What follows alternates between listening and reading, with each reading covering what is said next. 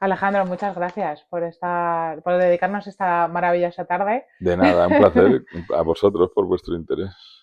Nos interesaría un poquito saber cómo llegas a ser experto en arte, ¿no? Hoy he estado leyendo varias cosas sobre ti y en muchos sitios te definen como Alejandro, experto en arte. ¿Qué es experto en arte? Pues es como experto en cualquier cosa, es buena pregunta, claro. Imagínate que te dedicas toda la vida, bueno, haces el colegio, la carrera, ya en la carrera has tomado una decisión de qué te gusta y después si te gusta mucho, pues vas confirmando mientras tienes tu primer trabajo que te gusta y después ya decidí hacer el doctorado, pero imagínate que te gusta el café o los edificios, entonces quiero dedicarme a vender café o a comprar café o quiero dedicarme a ser arquitecto o lo que sea, ¿no? Pues es sencillamente reconocer que uno tiene una vocación y dedicarle la vida a esa vocación, es eso. La suerte es, en mi caso, pues haberme dado cuenta de bastante joven que tenía esta vocación. ¿Desde niño o no? Desde niño sí, lo que pasa es que ahora reconozco que desde niño sí, pero de niño uno no lo vive de esa manera, porque no está pensando en futuro, yo creo, ¿no? Pero yo sí me acuerdo, en mi caso es mi madre y mi padre. Mi padre, desde niño, los fines de semana nos llevaba a ver arte por ahí, e incluso me acuerdo que decía, mirar ese árbol, qué bonito, mirar esa valla de piedra, qué bonita, nos llevaba a Gredos o al puerto de Navacerrada. Y con mi madre recuerdo muy bien, lo podría mirar en un álbum de fotos, pero con 12 años algo así fuimos a Florencia y a Venecia. Mi hermano pequeño, mi madre y yo. Y me acuerdo muy bien de ese viaje también, de comprar diapositivas, de obsesionarme con Miguel Ángel, que creo que seguramente sigo pensando que será el artista más importante que hay o al que soy más sensible yo. O sea, yo creo que tuve esa suerte. Fíjate que mis hijos, para ellos, cuando estaban creciendo, ya son mayores, pero era un poquito un problema para ellos que su madre y yo, los dos teníamos una vocación y ellos no. Y entonces decían, pero ¿qué me pasa? Que no sé a lo que me quiero dedicar. Pues quizá es una suerte que encuentres con 18 20 años algo, reconozcas en tu pasado algo que te haga pensar, me voy a dedicar a esto, ¿no? Pues tuve esa suerte. Entonces te dedicas y eres ¿Y experto. cómo eran tus clases de historia? O sea, yo me imagino, quiero decir, yo no estudié absolutamente nada relacionado con historia ni nada de letras. Pero reconozco que me costó mucho saber que yo era científica y que yo tiraba mucho por la rama de ciencias. O sea, vocacionalmente yo no lo he sido, yo no estudié lo que he estudiado por ser vocacional, simplemente terminé en ello. Pero cuando defines algo vocacional y que has terminado siendo experto en arte, ¿cómo eran tus clases de historia? ¿Era lo que más disfrutabas de...? En el cole, yo fui a dos colegios, que supongo que en todos había historia del arte, se estudiaba historia del arte, y la historia del arte, los exámenes eran los mismos que después en la facultad, diapositivas y tenías que reconocer. Y me acuerdo que nos hemos quejado mucho de adultos de que mucha memorización y tal, pero yo creo que era buenísimo eso, porque primero estaba el placer de, te ponían una cosa, ¿qué es eso? El Partenón, y eras niño. Entonces sí, pues joder, te sentías muy realizado, es verdad, Sí, ¿no? sí. Entonces tenías la sensación, joder, esto se me da bien. Entonces si algo se te da bien, te gusta, eso es lo normal, ¿no? Y entonces yo recuerdo disfrutarlas mucho, mucha memorización, mucho ver imágenes y yo eso lo recuerdo como cosa buena, como hacer un catálogo muy grande y acabas pensando en imágenes, ¿no? Es como que tienes buena conversación con esa verja, con esa lámpara, con ese sillón, con todo lo que ves, tienes buena conversación con las cosas, ¿no? ¿Y al final marcó un referente eso para ti o no tuvo nada que ver? ¿Las clases te refieres? Sí, el Bueno, colegio, el sí, instituto en general. claro, yo creo que primero mis padres de niño, también recuerdo que mi padre, pues viendo libros de arte. Yo creo que eso ya no lo hacemos por los teléfonos, por el Instagram y tal, pero pasábamos bastante tiempo viendo libros de arte, ¿no? Sentados uno junto al otro viendo fotos de cuadros. Y después de la vocación de casa, el colegio, y después del colegio, la decisión de estudiar más. A ver, yo también tenía, mi padre era catedrático y mi abuelo también, de economía, no de arte, pero para mí era como lógico dedicarme a estudiar y dedicarme a la universidad, o sea que también era una cosa fácil, ¿no? Supongo que si tu padre es futbolista, pues te parece normal ser futbolista, pues un poco eso, ¿no? O sea que también fue un camino, para mí fue un camino sin esfuerzo ninguno, diría yo.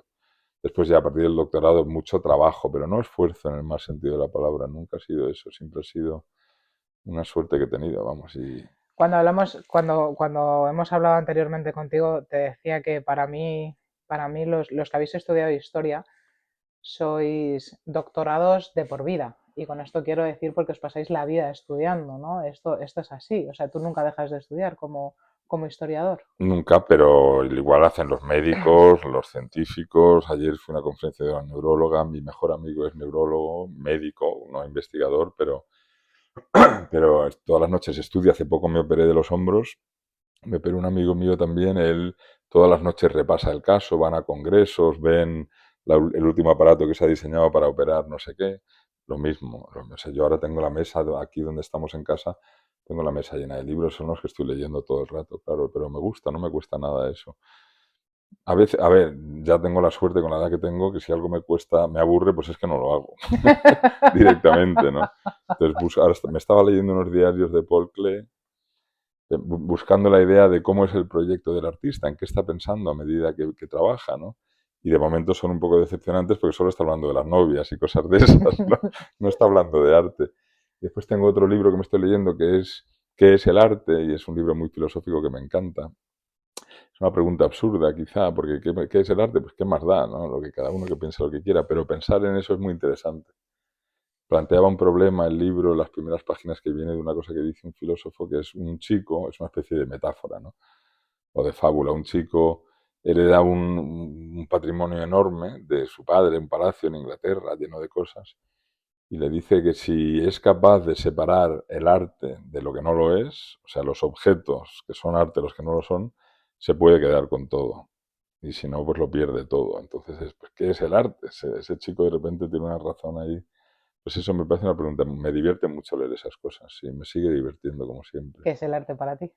Lo que diga un artista que es el arte, ¿no? No, curiosamente no me parece que es tan importante. Me parece que lo importante es en lo que te hace pensar la pregunta, pero responder es lo que cualquier cosa que haga un artista, si es honesto, eso es arte. ¿Cómo sé yo que el artista es honesto? Si es que da lo mismo. Si una persona, yo veo en el mundo del arte ahora sobre todo, pues veo artistas que a mí me parece que son farsantes, ¿no? Y que engañan y que hacen las cosas carísimas y yo las veo absurdas. Yo diría que ahí una persona lo que ha buscado es notoriedad o ha buscado ganarse la vida bien en cierto ámbito, eso a lo mejor pienso yo, pues eso. Pero bueno, sí, eso es arte, pero malo. Me estás dejando una pregunta obligada prácticamente, porque para los que no entendemos de esto, voy a empezar un poco, voy a ponerte en situación. Es verdad que cuando hacemos entrevistas a gente de educación, a gente del mundo de colegios, institutos, etcétera, todo el mundo nos dice, joder, en estos últimos años la tendencia ha cambiado brutalmente, tanto de los niños como de los inputs que recibimos. Y un poco te lo enfoco yo al arte, porque es cierto que yo, y te voy a poner un ejemplo sencillo, últimamente veo mucho en Instagram, en redes sociales, gente que se dedica o dice dedicarse al arte, que yo digo, pues sinceramente, no, yo No no lo tiene ningún entiendo, mérito, ¿te pero claro, parece? si lo comparo en realidad con un Miró y tiro a lo alto, Sí, tampoco entiendo lo que hacía Miró. Entonces, sí. es verdad que no sé si es una percepción mía de como desconocedora absoluta del arte, o es verdad que está cambiando radicalmente ese modelo Yo de creo, artista. no estoy seguro. A ver, yo creo que el arte es una exploración sin un fin concreto, o sea, es una búsqueda de algo que tenga belleza, por ejemplo, expresividad, o sencillamente que sea algo que estéticamente tenga algún interés visualmente, ¿no? Si estamos hablando de pintura, que es un poco lo mío. Entonces, si esa búsqueda es honesta, ya se puede llamar arte. Puede ser un arte que no me interese a mí o que no le interese o que nadie vea nunca. Si un artista se lo guarda en casa y ya está. Digo, otra cosa es que una persona sea un farsante, pero dejemos eso de lado, porque eso existe. Pues puedo ir a un especialista en operarme la rodilla y que sea un farsante y me opere mal, pero digamos que eso no me hace pensar que la cirugía es una farsa, sino que sé. Pero mira, por ejemplo, el cuadro ese que te he enseñado antes, que tengo aquí en casa que estoy mirando, que es un artista japonés que vive en España, se llama Mitsuo Miura. Es una persona muy reconocida, no sé qué años tendrá, a lo mejor ahora digo, pero 80 o algo así creo. Muy reconocida, pero que no tiene mucho mercado. O sea, no valen mucho sus obras o no venden mucho, pero es muy reconocido. Le hicieron una exposición hace poco en el Centro de Arte de Móstoles. Un artista interesante. A mí ese cuadro, yo tengo amigos míos que vienen y es un cuadrado rojo y uno naranja. Relativamente, ¿qué tendrán? Los 60 por 60. Pero mis amigos dicen, "Pues eso es una tontería, eso es como una cortina", es verdad que lo es. Pero yo conozco a ese artista, no a nivel personal, que no le conozco, pero su recorrido, toda su vida está buscando combinar dos cosas, combinar dos colores, separarlo un milímetro, hacer que un cuadro sea un poco más grande. Está explorando una cuestión visual, ¿no? Y está buscando un momento en el que él encuentre resolución, que diga, esto es lo que yo buscaba. Que no es nada concreto, sencillamente a lo mejor es separar un milímetro más un cuadrado o echarlo para un lado o algo así. Entonces, esa búsqueda es el arte. Y es una búsqueda que no tiene un fin concreto. Si tú, digo yo, si eres científico y investigas pues la rodilla, sí hay un fin, poder hacer la cirugía mejor. La búsqueda del arte no tiene un fin, no tiene un fin concreto al menos. Hay un poeta americano-inglés, T.S. Eliot, que es muy interesante, muy inteligente hablando de arte y de creatividad y tal, muy difícil también. Pero él dice algo así, como en unas declaraciones dice, él está hablando de lo que supone ser poeta. Dice, un poeta es una persona que empieza a buscar, lo hace porque tiene la intuición de que tiene algo que contar, que es algo que no es concreto, que solo se cuenta en arte. Y esa búsqueda en algún momento él siente que ha desembocado en algo. Dice, si lo siente es que es poeta. Y como poeta dice, he llegado a lo que buscaba, aquí hay algo, ¿no? Pues así de etéreo, de inefable o de difícil de explicar es lo del arte, pero para mí es claro, o sea, yo tengo, como estamos aquí rodeados de cuadros y de cosas, pues unos me gustan más y otros menos, y me gustan más o menos por eso, porque tengo la sensación que en uno ha llegado o otro me parece a mí que a mí me hace ser creativo al verlo. Mucha gente ha intentado definir eso del arte y es muy difícil, pero Es decir, en matemáticas decimos, lo normal es lo que tú quieras que sea normal. Cuando buscamos la normalidad numérica, es lo que el matemático busca que sea normal. El arte es lo que el artista quiera que sea.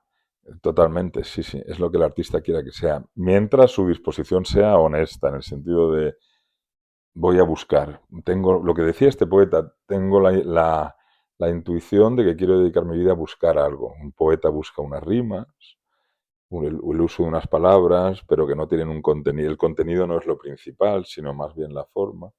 Y un artista busca lo mismo, ¿no? Que quede, pues imagínate, yéndonos al arte antiguo, Rubens o Jan Bruegel, pinta una cortina, estaba viendo esta mañana en el Museo del Prado una cortinita roja, muy, muy pequeñita, pintada sobre una tabla, y la cortina está pintada, y la cortina, si miras solo la cortina, es preciosa, es un cachito como si fuese de un cuadro abstracto, si miras solo la cortina.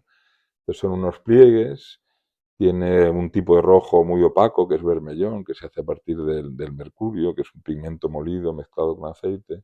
Lo mezcla un poquito con blanco, y en otras zonas de la cortina, para pintar los pliegues, las zonas que tienen menos luz, usa otro rojo que se llama laca, que viene seguramente de cochinilla, de un pequeño insecto molido también. Y es un rojo mucho más oscuro y como traslúcido, parece como una amatista o algo. Entonces él está ahí dando pinceladas de un color, de otro, mezclándolas, poniendo un poquito de blanco en el rojo vermellón, que es un rojo más opaco. Y yo cuando lo estoy viendo pienso, este hombre no está pintando una cortina, se ha dejado llevar, ¿no? Y hay un momento en el que dice, qué bonito es esto que he hecho.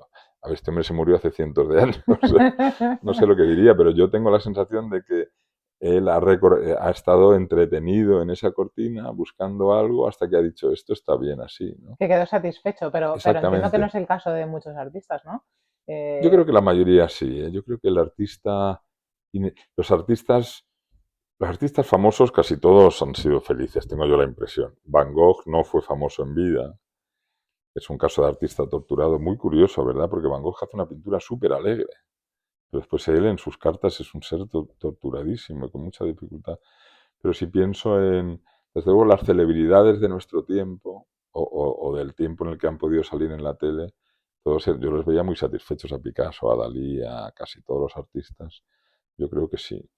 Pero la búsqueda del artista es verdad que puede ser muy frustrante porque se está buscando algo que no es concreto, no se puede explicar. Entonces, ¿y si uno nunca llega a encontrarlo, no?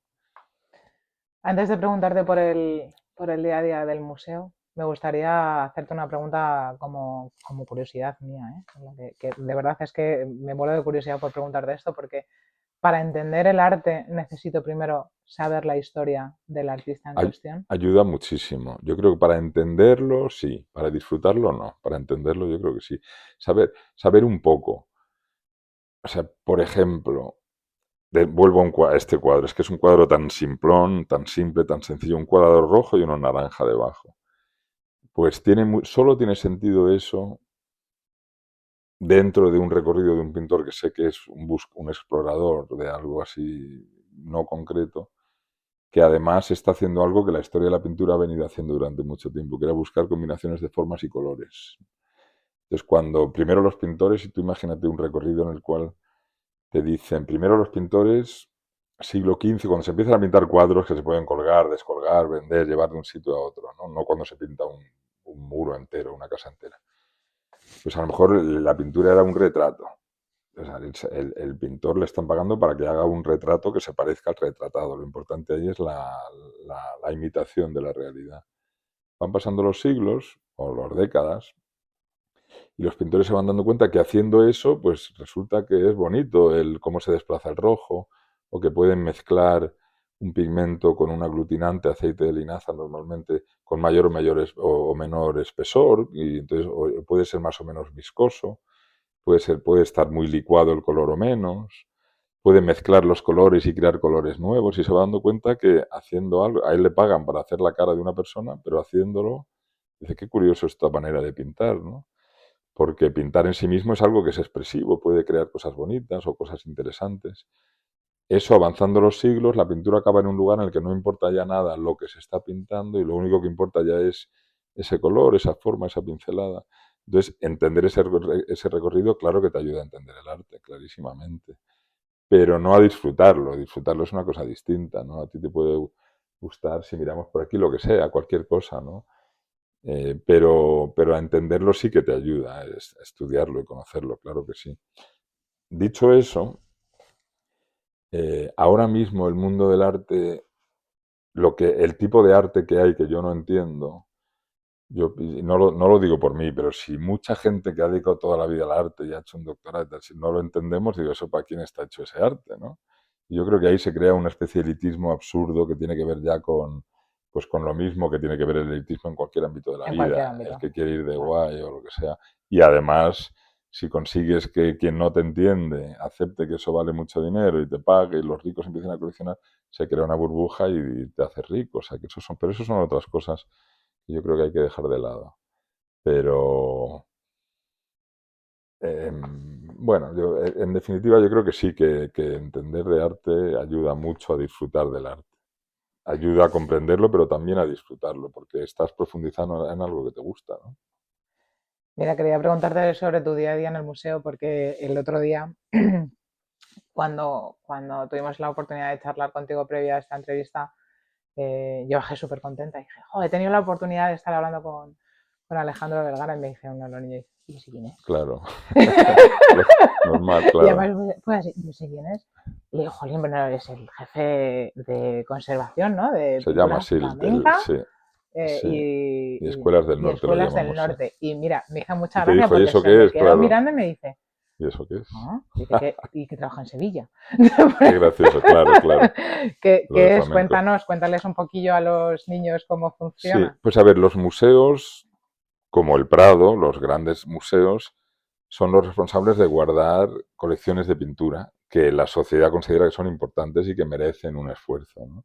Entonces el Estado, los países, los gobiernos le dedican dinero que viene de nosotros a través de nuestros impuestos a cuidar ciertas cosas, edificios, cuadros, lo que sea, restos de arqueológicos, momias, tumbas antiguas, lo que sea, porque consideramos que son cosas que merece la pena estudiar o porque nos dicen algo de nosotros o porque consideramos que son logros de gente del pasado. Entonces, en esos museos trabaja gente que se ha especializado en estudiar lo que sea. Si es un museo de tumbas egipcias, pues que ha estudiado eso.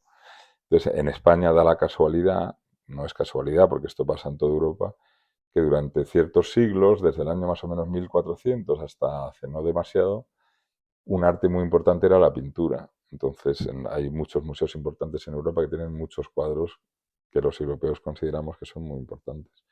Entonces, pues alguien los estudia, como yo y otros muchos compañeros, Entonces lo que hacemos es primero cuidarlos. No lo hacemos nosotros, en realidad lo hacen los restauradores. Si un cuadro se ha roto, se puede arreglar un poco. Si se ha roto muchísimo ya no tiene arreglo, pero se pueden arreglar de pequeño. Como si se rompe una esquina de una mesa, se puede arreglar, pero si se parte una mesa por la mitad, quizá ya no. Entonces hay que cuidarlos, lo hacen los restauradores. Pero también hay que hacer algo parecido a darles vida, hacer que interesen, aprender de ellos, entender que nos cuentan de otras épocas. Entonces escribimos libros sobre los cuadros y hacemos exposiciones en las cuales, pues, por ejemplo, yo hice una hace poco que hablaba de cómo se pintaban los cuadros hace 400 años y cómo, como había tanta demanda de pintura, pues había talleres en los que trabajaban, y en vez de hacer pan, 4 panaderos, o en vez de hacer zapatos, 4 zapateros, pues hacían pinturas 4 pintores, o 20 o 50 pintores. Eso era una forma de explicar cómo se hacía la pintura hace mucho tiempo. Entonces, todo parte de una base que es, consideramos importante el arte de la pintura. Y si es así, pues creamos museos para guardarlo, cuidarlo, explicarlo, estudiarlo, entenderlo. Nuestros niños de 4 años, que a mí me parece maravilloso, te lo reconozco, tienen este año una temática de arte y Madre mía, ¿qué pueden están... entender? Sí, Bueno, pues ha sido súper sí, divertido, te diré. O sea, si quieres feedbacks de Van Gogh, que ha sido el primer sí. pintor que han visto, Verán eh, alegría, ¿no? En bueno, él. increíble, sí, Sí, sí. Bueno, y luego pánico en la peluquería por si les cortaban la ya, oreja o ya, algo claro, así. claro, claro, sí, Han sí, tenido de sí. todas las emociones, la verdad. Pero es increíble porque, esto te lo hablo como experiencia mía personal, de ir por la calle y pues en Bangkok podemos ver muchísimas, o sea, mucho más de lo que yo veía por la calle, las cosas como son, muchísimas ilustraciones, infografías que, bueno, pues si no te fijas específicamente no piensas que es en ello, y tienes a una niña de 4 años diciendo, mira mamá, ese cartel se parece a los girasoles de Van Sí, Gogh, o sí, sea, sí. está siendo, te lo digo de verdad, realmente increíble. Y entonces nos gustaría un poquito que nos contases alguna obra o algo que les pudieras decir, algún cuadro para que ellos puedan ver en clase, analizar. Vale. Mira, uno, no sé si habíamos hablado de él, pero uno que me gusta es un cuadro de Rubens para sacar una imagen vosotros en Sí, clase, sí, ¿no? sí, sí. Pues el de Mercurio y Argos de Rubens, que es un cuadro que me gustó mucho en su momento, pero me gustó una parte que parece que no es la más importante, que es la cara de la vaca. Entonces ese cuadro cuenta una historia que es la de Júpiter, que le gusta mucho una chica y baja al mundo y la ataca a la chica, baja desde donde está el reino de los dioses, y se preocupa después porque su mujer se va a enfadar con él, porque se ha enrollado con ella, digamos, por decirlo así, ¿no? Entonces la convierte en vaca para esconderla, a esa chica que se llama Io. Entonces Juno dice que la vaca esa es muy guapa y le parece, esta vaca es muy guapa, debe ser una chica, no una vaca. Entonces manda a un señor para que la vigile, para que no vuelva a acercarse a su marido, a Júpiter, ¿no? Bueno, lo divertido de esto, la historia es un poquito complicada, pero lo divertido, lo bonito, no divertido, es que la vaca, o sea, esta chica al convertirse en vaca, ha perdido a su familia, ha perdido a su padre y a sus hermanas con las que estaba paseando. Se ha perdido ella también. Y durante el día sale a buscarles y un día de repente cuando les ve a lo lejos, al otro lado de un río, cruza el río y se mira en el agua del río y se da cuenta que no es una chica, es una vaca. Se acerca al padre y le quiere hablar y besarle y lo que hace es que le chupa la mano con la lengua, con una lengua de vaca, ¿no? El padre no se da cuenta de lo que está pasando, el padre está desesperado buscando a su hija también, pero ve una vaca, una becerra, más bien una vaca jovencita, y le da un poco de hierba para comer. Y es una historia tan triste que cuando la ves pintada es increíble, porque de repente te das cuenta que la vaca que pinta Rubens, el pintor, no es una vaca, es una niña que está como llorando, está tristísima, ¿no? La vaca en ese momento en la historia escribe en el suelo con la pata, dice, soy tu hija, ¿no? Y en ese momento, según el libro es un poema muy antiguo de los romanos. Dice, pues ahora estoy más triste que antes porque ya sé que nunca te voy a poder recuperar, porque no se trata de encontrarte, sino que has dejado de ser lo que eras, ¿no? Entonces es una historia muy triste, pero no sé por qué en arte cuando vemos algo triste lo vemos, no es lo mismo, ¿no? Es como lo ves como arte más que como tristeza, o ves, la tristeza se convierte en algo que te causa emoción. Emoción no en el sentido de felicidad, sino sentimiento, y el sentimiento es buena cosa, ¿no? Si sientes mucho. Sí, Esa historia totalmente. es muy triste para niños, a lo mejor, ¿eh? Pero a mí me parece muy la cara de cuando ves el cuadro y ves la vaca, dices, bueno, una vaca. Te cuentan esta historia y vuelves a mirar a la vaca y dices, madre mía, esta vaca qué triste es, y no es una vaca, es una niña que ha perdido a su familia, ¿no? Bueno, al hilo de esto te tengo que decir que además de estar viendo arte, es verdad que están muy enfocados a este año al poner nombre a las emociones. Sí. Así que, Ah, ¿por pues qué eso es no? No precioso, todo, no, claro. Pero hay no una todo cosa de la que tiene. hablan los filósofos antiguos, que es, esto creo que es Aristóteles, la paradoja de la tragedia lo llama. Cuando vemos una tragedia en realidad, pues piensa en la muerte de alguien querido, es muy doloroso, ¿no? Es una emoción, la emoción es dolor. En cambio, cuando ves una tragedia en una obra de teatro, en una película, también lo es, pero de alguna manera te eleva. Y como que el arte convierte las cosas en algo más distante, menos doloroso, pero también en algo más como que te instruye, no sé, algo ahí raro, es verdad. Y la paradoja de la tragedia, dice Aristóteles, que es, siendo una tragedia, paradójicamente, al estar en arte, es algo que me eleva, ¿no? Pues es curioso eso, ¿no? El arte nos enseña cosas de nosotros que no aprendemos de otra manera, eso es lo interesante también, ¿no? Alejandro, quiero hacerte una pregunta ya a título personal, porque me he dado cuenta, bueno, hablando de ti con mucha gente y varios exalumnos que están, exalumnos del Colegio Antusana, que están estudiando historia del arte, eres un absoluto referente. ¿Qué se siente al ser un referente de la historia del arte? Pues imagínate, lo acabas de preguntar tú. Ser un referente de la historia del arte se siente, pues nada, porque es ser muy poco referente en realidad. No, no es verdad, No, yo te lo digo no, que no. o sea, yo en el Prado me doy cuenta que a veces me reconoce la gente por la entrada al Prado, pero nada más que en el Prado, o sea, en el mundillo del arte. Entonces, siento, primero, no lo siento mucho porque yo no soy famoso, no voy a ningún sitio donde me conozca la gente, pero cuando siento reconocimiento, pues me alegro mucho, la verdad, porque hago algo que me encanta y lo hago Hay gente que con, está estudiando esto por por mí, pues gente me como... encanta eso, sí, Claro. por mí o por otro. Yo recuerdo en mi vida, yo creo que nunca he tenido un profesor, he tenido profesores buenísimos, ¿eh? Pero a mí nunca me ha convertido un profesor, me han convertido algunas exposiciones, algunos cuadros, algún viaje a ver arte, eso sí me ha pasado. Recuerdo una exposición de Picasso en Nueva York, 1980, que me quedé como que eso es lo que yo quería hacer, entender eso, estudiar eso, ¿no? Pero bueno, te diré que, o sea, en serio, la idea de que tengo reconocimiento, pues no tengo tanto, pero lo que tengo, pues me alegro, porque me gusta hacer lo que hago, lo hago muy, me lo tomo muy en serio y además a veces uno piensa cosas y las piensa para sí mismo, pero a veces piensas cosas con ánimo de que lo lean o lo escuchen los demás. Entonces, pues si llega a los demás, pues es una suerte que tengo, ¿no? Es verdad que ahora te hablo de exalumnos y por tanto están en sus carreras universitarias, pero, pero los museos son para todos los públicos. Sí, deben de serlo, sí. Mira, un ejemplo los museos pueden parecer lugares, antes tenían un peligro, podían parecer lugares demasiado elegantes y palaciegos y no para mí, digamos, como si entro a la casa de un marqués y digo, yo aquí estoy incómodo, ¿no? Em, Eso yo creo que está dejando de ocurrir. Ahora el problema que tienen los museos es que tienen demasiada gente, entonces a veces son incómodos, quiero ver un cuadro y tengo a 8 personas delante, eso es un poco una faena. Pero estoy recordando una cosa,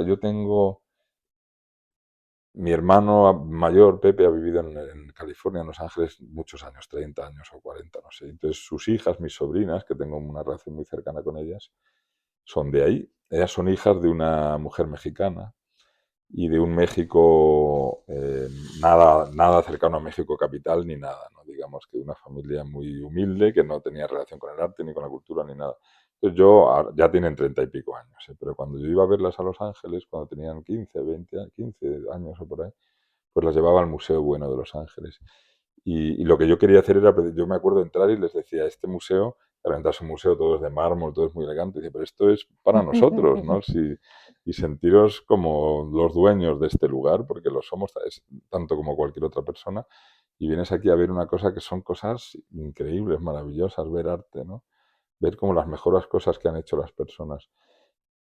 ¿Por qué son los museos tan palaciegos? Pues porque vienen de épocas en las que la gente que coleccionaba arte eran los reyes, etcétera. Pero ahora son nuestros, o sea que hay que ir a ellos con un ánimo muy, muy como uno va a su casa cuando si le gusta o como uno entra a su cuarto. Yo creo que el problema ahora es la cantidad de gente que hay en los museos, que hace que de verdad sea difícil disfrutar, ¿no? Y eso es un problema que el futuro tendrá que ver qué hacer con eso, ¿no? Que no sé si tendrá que decir solo se puede ir con una reserva o no sé lo que se hará, pero Ya, estoy de acuerdo completamente. Es ese es un verdad problema que bastante reciente, ¿eh? En el Prado, por ejemplo, es un problema que tenemos hace 2, 3, 4 años, no más. Es muy nuevo ese problema. Y bueno, pues está bien que mucha gente quiere ir a los museos, pero vas si estás incómodo, ¿no? no, no, totalmente, que Sí, no no puedes, que puedes no puedes. disfrutarlo mucho. Pero bueno, eso se puede buscar ir a horas a las que crees que no va a ir la gente, ir a la hora de comer o ir, no ir un sábado, ir un jueves, cosas así, ¿no? Pero bueno, ese problema ya veremos qué se hace con eso. Pues Alejandro, tomamos el testigo.